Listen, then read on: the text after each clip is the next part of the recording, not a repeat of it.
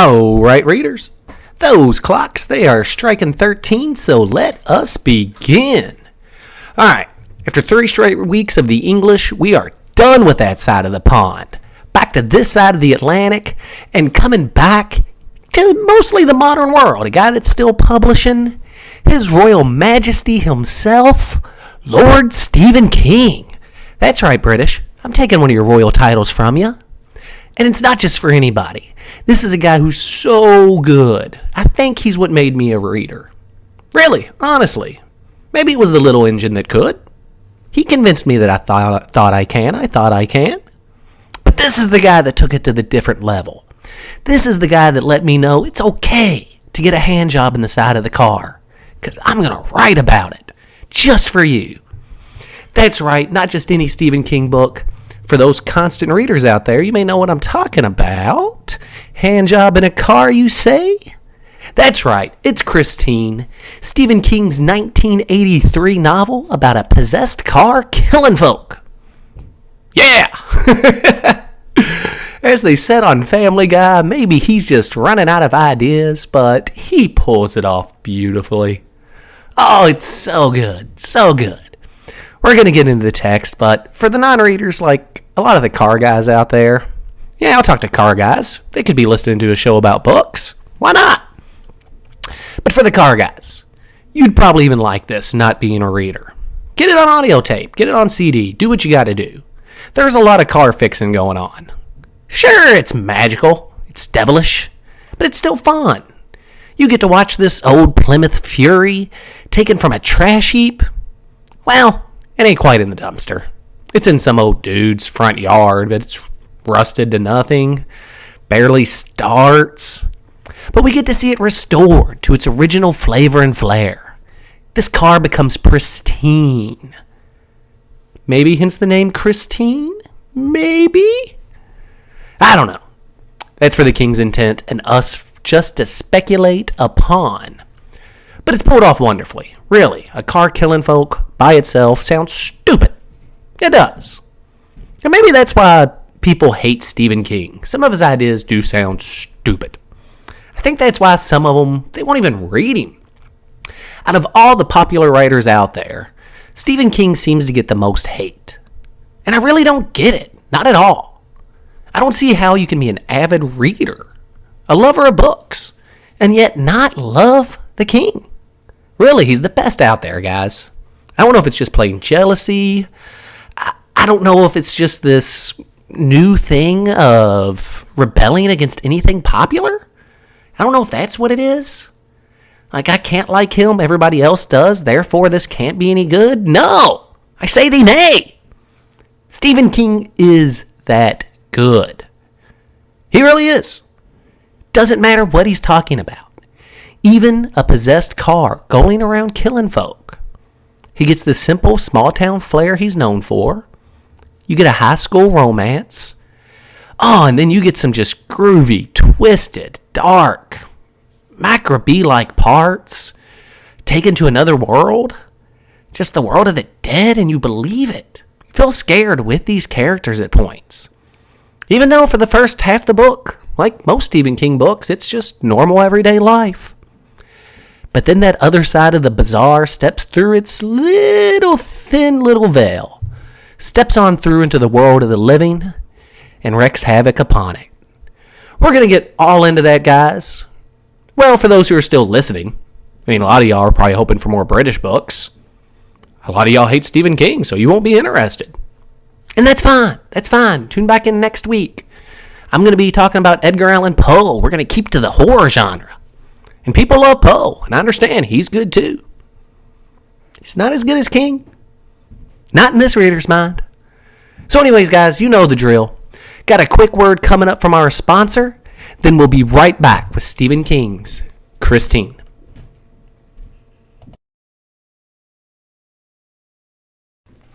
Today's book report is brought to you by the Highway Blowjob Finder.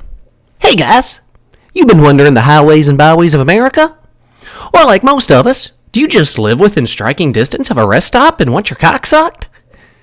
Either way, here's a new app for your smartphone, the Rest Stop BJ Finder.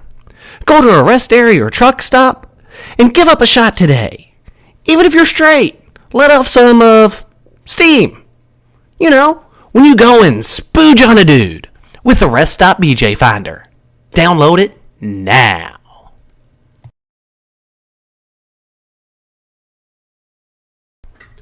Alright guys, look, I already know I did the introduction, but one last quick note. This was my last of the old Stephen King novels. It's a big deal for me. I'd saved this book for a really long time. The newest Stephen King books I now have on my shelf are Gerald's Game and Dolores Claiborne. Now for the constant readers out there, you know these are middle-of-the-road King books. But his old stuff, that stuff that made him a legend as a writer, it's gone for me now. I kind of killed old King by reading this book. It was worth it. Anyway, the King is known as a horror writer, but he is a master of writing just an old-timey type of feel, like old America used to feel like. That small town in America where everybody knows everybody. A place where moms teach their kids about the niceties in life. You know, you say your prayers, you eat your vegetables, and you brush your teeth. But from our dads, we get to learn how to cuss at our cars. Start, you cocksucking whore! That's what our dads teach us. You know, it's that small town where folks still remember that engine fundamentals, that used to be called Auto Shop 1, back before the federal dollars came in. And that sextons or eternal engineers or whatever in the hell people are calling the grave diggers these days, they're still just grave diggers. Oh, that's just that old-timey feel. And there's the honesty he gives us about high school, where there's booze, drugs, and horny teenagers. He paints it as an honest place that makes you long for and hate those long-begotten high school days. And then to get you into the book, he points out that every high school in America has two classes of loser, one male and one female. Kind of a bit of an homage to, you know, his first novel, Carrie, which is nice. But in this book, the loser's, he's a male. The loser of this novel is Arnie. The lead character, Arnie. He's a great little kid. Pimply faced, small, scrawny. But there's just something about Arnie that makes people want to beat the shit out of him. But that's where Dennis comes in. Now his best friend Dennis, he's kind of the stereotypical football player. Big dude, handsome. The cheerleaders date him. He's that guy. Except for the fact that he has this little buddy Dennis. Or, he is Dennis. He's got this little buddy Arnie that's always being picked on, but Dennis won't stand for it. You mess with Arnie, you're messing with Dennis. Oh, and good old Dennis even tries to save Arnie from purchasing Christine in the first place. He did. He didn't want Arnie to buy it. They just happened to be passing some old shitty trailer. And Arnie made him stop and turn back around and go back. Excuse me. And that's where we meet Christine's owner. Christine's only owner, by the way. Bought back when she was a new car. Back in 53? 54? Nah, whatever the fuck. Who cares? Back in the mid-50s, the first person to buy this Plymouth Fury was Roland LeBay. He's had the car ever since. It's his baby. It's the love of his life. But it's sat around and it's decrepit. It's nothing. Arnie doesn't care. There's something about the car that Arnie wants it. He needs it. He has to have the car. He doesn't care that Roland is asking double what it's worth. Now Dennis steps in and tries to haggle on behalf of Arnie, but Arnie doesn't care. He's more than willing to give all of his money, more than all of his money to Roland for the chance to own this car. But the only sweet moment that we see from Mr. Roland LeBay in the whole novel is when he does sell the car to Arnie, and as Arnie's driving off in Christine, Roland sheds a tear. Like an engine, seeing trash and litter on the side of the road. Roland LeBay, in one sweet moment of his probably entire decrepit old life. I mean, you gotta think, he's a shitty old dude. He refers to everybody as shitters. He's got this stupid limp. But when he sees his old car driving away with the new owner, he sheds that tear. The best moment, as we learn from his brother, even as a kid he was a little fuck. It's the best moment of his life, watching that car drive away. He finally showed that of sweetness. But Arnie gets it. It's now Arnie's car, and then things start going bad and good at the same time for Arnie. Weird contradiction, I know, but the car causes a fight with him and his parents. And the king lets us know Arnie's always had a perfect relationship with his parents. He's never done anything to make them angry. They're good college professors, and he's a good son. He listens to them. He does what they want. But they hate Christine, and Arnie won't hear about it. Arnie, just to keep his car and to make peace in the home, he keeps it at the garage of a mobster. Small-time mobster. Just the criminal of a small town. He runs a garage, like all criminals do. That's where Arnie gets to keep Christine. At the fixer-up garage, he rents it for probably, as Dennis puts it, twice what the garage space is worth. But again, Arnie doesn't care. He's going to keep his car. If that's the only place he can keep it, so be it. That's where he'll keep it. Now, this is where, the way Dennis puts it, the reason that Arnie likes this car so much is it's the first time since he was 11 that Arnie has found anything that's uglier than himself. Good honest king. But this begins his obsession, his downward spiral. No matter what he has to sacrifice, he will keep this car. Every week I talk about the theme of a book, the theme of the novel. This book's theme is obsession. That's all it is Arnie's obsession with Christine. And how at first it lifts him up. It makes it better than himself, finding something to put himself into. But in the end, that obsession, it corrupts him, brings him down, and destroys him. But that's later on. For the first time that Dennis can remember, Arnie stands up to a bully. And why? Because that bully, named Buddy the bully, he smashes one of Christine's headlights. And Arnie stands up for himself. He fights for himself. Shows what can happen through love of an object or a person. You'll stand up for it. And Dennis had never seen that in Arnie before. He kind of liked it. But the king, looking down the road towards the chaos that's going to start, that same day that Christine's headlight got busted, Roland LeBay dies. As if that damage to his old car killed him. And right about then is when Dennis starts having nightmares about Christine. So it gets him to do a little bit of research. Turns out, LeBay's wife and their daughter, they both died in Christine. Not at the same time. Separate incidents. His daughter, she choked to death in Christine. His wife, well, she just committed suicide in Christine, but still 2 deaths. This one car. But as Arnie starts to fix Christine up, his complexion starts to improve. The zits and pimples start to disappear. Well, also, he did construction work all summer long with Dennis, so he has already improved his slight, slim build. But they're working on the car, doing that manual labor. He also starts to improve his build. He's looking better. He's looking so much better that he even attracts the new girl in town. Oh, and not just any new girl. Oh, this is Lee Cabot. This chick is fine. Dennis, the football player who dates all the cheerleaders, even notices her frame, her face, her humor. Oh, her hair, the way her hips swing. This girl's a piece. And she likes Arnie. The pimple-faced little Arnie. But she doesn't know him as pimple-faced little Arnie. She sees what Arnie's becoming. And guess what, guys? Arnie gets a date. And while Dennis is so happy for him, he starts to notice. Arnie is starting to walk with a limp, kind of like LeBay's limp. And he's starting to refer to people he doesn't like Buddy the bully, as shitters. Also his old funny friend. These days he's not funny anymore. He'll force humor. He's not that funny. But he's got a date, so he doesn't want to step in. Arnie's doing good for himself. And a friend doesn't want to step in and cross any boundaries. But bad things happen. Oh, it's a Stephen King book. Of course bad things happen.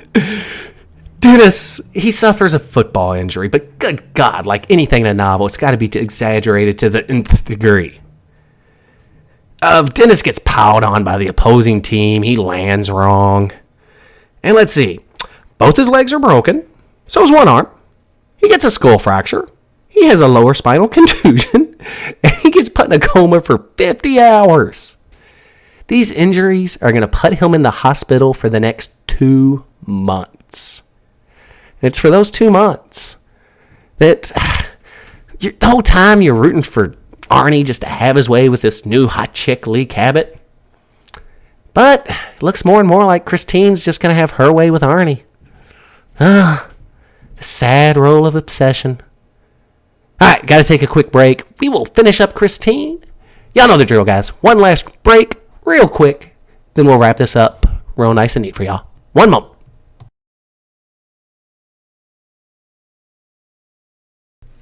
Alright, guys. A little public service announcement from us here at the Book Report. We're having a lot of fun here, but while talking about cars, we want to talk about turn signals. Use your goddamn turn signals. Come on. Guys, I know you. You've never gone a full day without using your cock. Well, without at least touching it. So how come you can go a full trip without using your turn signal? It's goddamn common courtesy.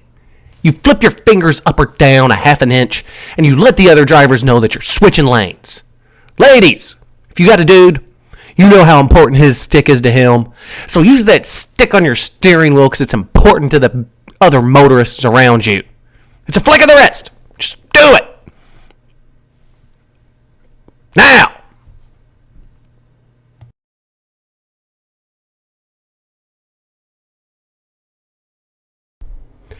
Alright, so guys, before the second half of this novel starts concluding and things just go from bad to worse, like, that's how a Stephen King novel goes, generally.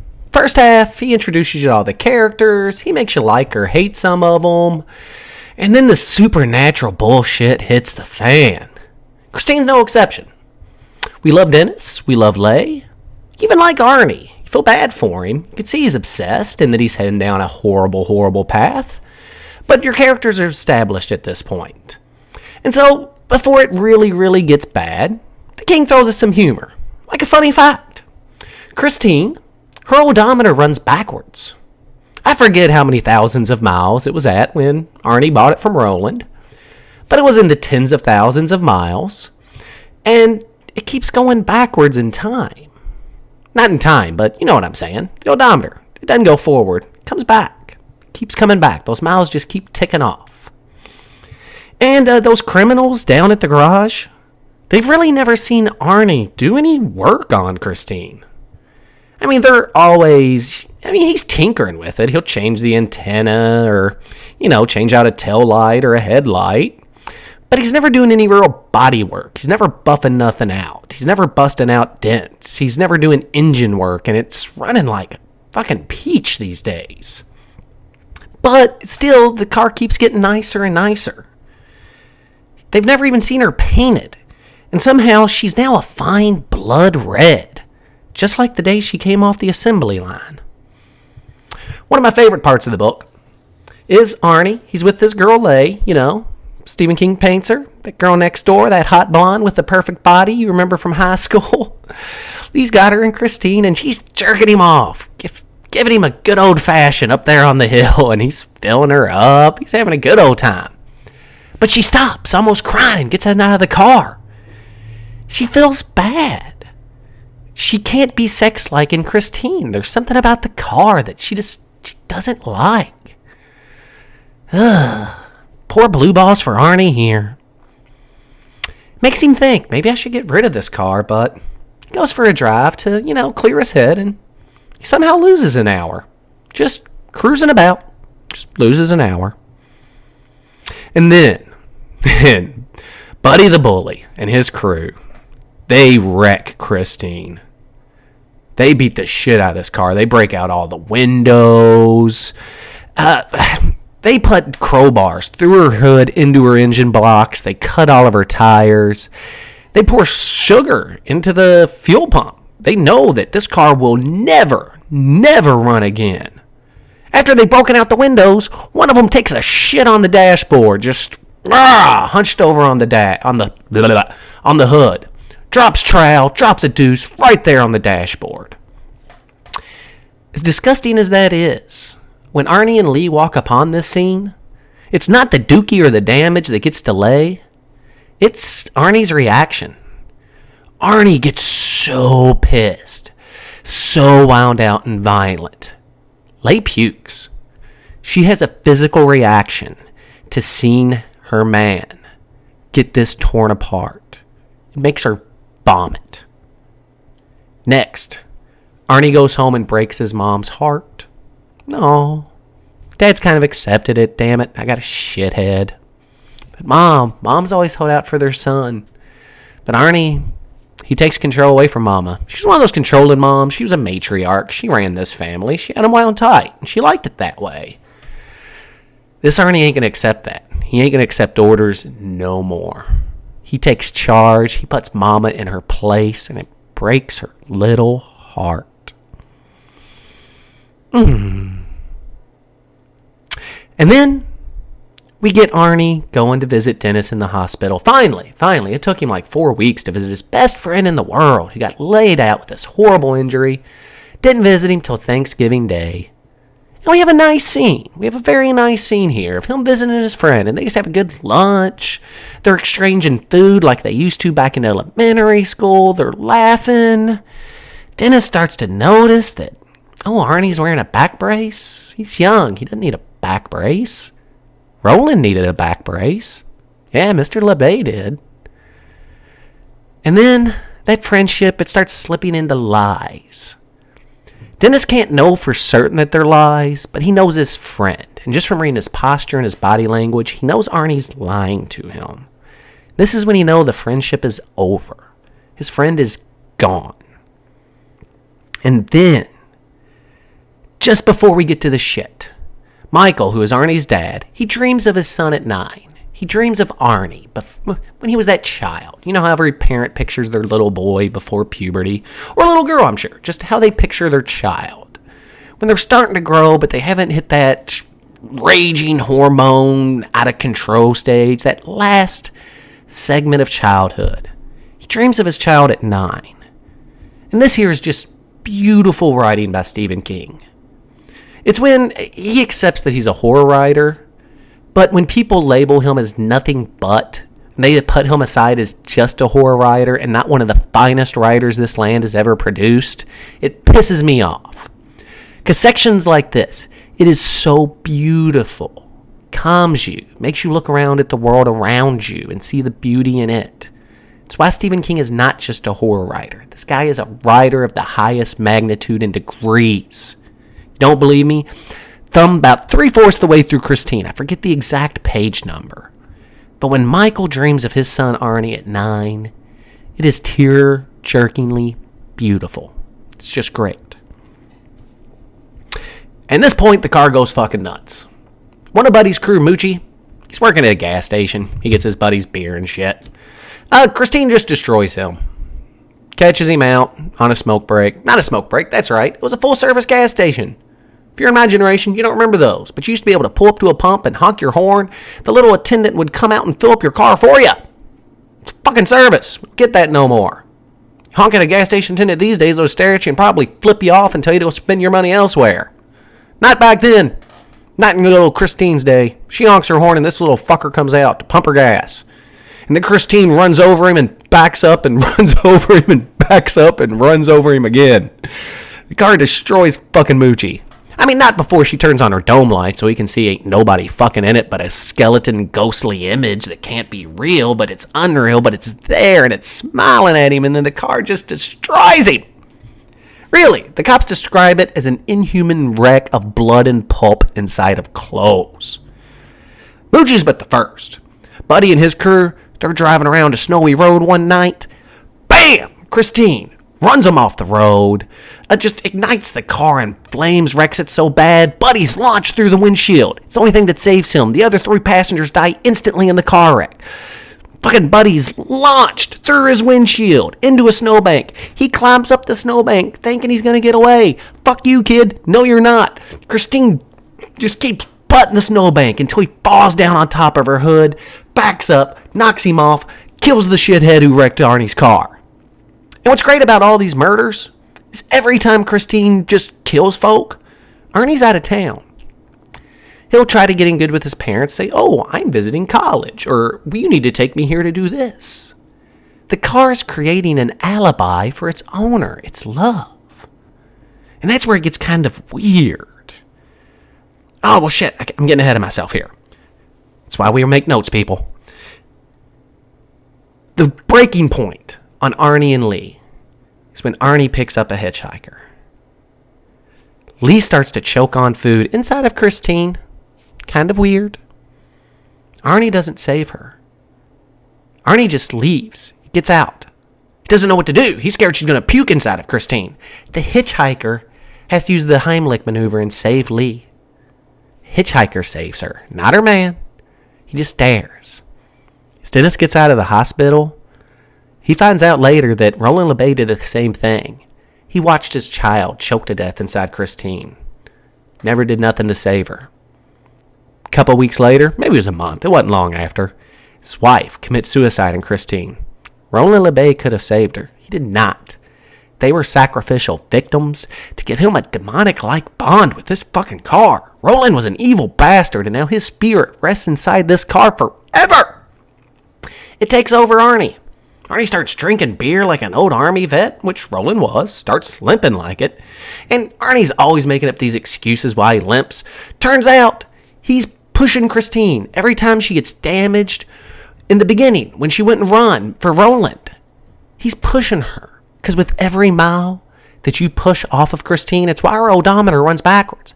Every mile she goes backwards in time, the car is going backwards in time.